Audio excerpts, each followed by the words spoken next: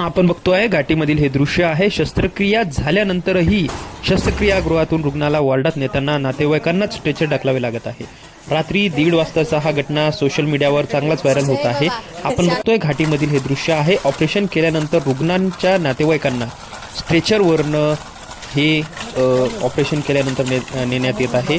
आपल्यासोबत हे जे व्हिडिओ बघतो आहे हे सचिन अण्णा सरकटे आहेत आणि ह्या त्यांच्या मातोश्री आहेत. मातोश्रींचं ऑपरेशन झाल्यानंतरही त्यांना कसं स्ट्रेचरवरनं ढकलत न्यावं लागत आहे. आपण बघतोय हे खूपच भयानक असं हे दृश्य आहे. स्वतःच्या मातोश्रींना ऑपरेशन झाल्यानंतर ढकलत न्यावे लागणे ही घाटीसाठी लाजिरवाणी गोष्ट आहे. आपण बघतो आहे की कशा पद्धतीचं हे दृश्य आहे.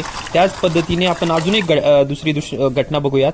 हे सोनवणे परिवारांच्याही मातोश्रींचं असंच ऑपरेशन झालेलं आहे. ऑपरेशन झाल्यानंतर सुद्धा नातेवाईकांना स्ट्रेचरवरनं ढकलत न्यावे लागत आहे.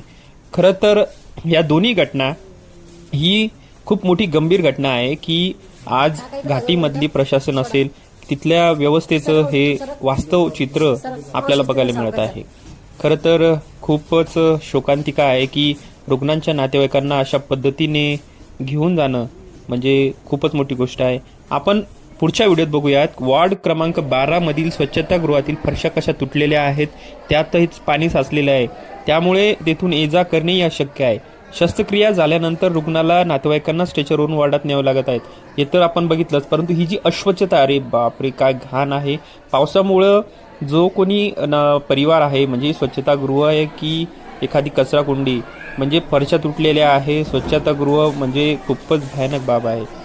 यावर प्रशासन कारवाई करेल का? या फरशा तुटलेल्या आहेत आणि स्वच्छतागृहाची ही आपण बघतोय ही दृश्य. प्रशासन काय करेल याकडे सर्वांचे लक्ष आहे. जास्तीत जास्त लोकांनी हा व्हिडिओ समाज माध्यमावर लोकांपर्यंत पोचवावा आणि ही दुरावस्था मंत्र्यांपर्यंत आणि इथल्या डीनपर्यंत पोचवावी हीच एक विनंती.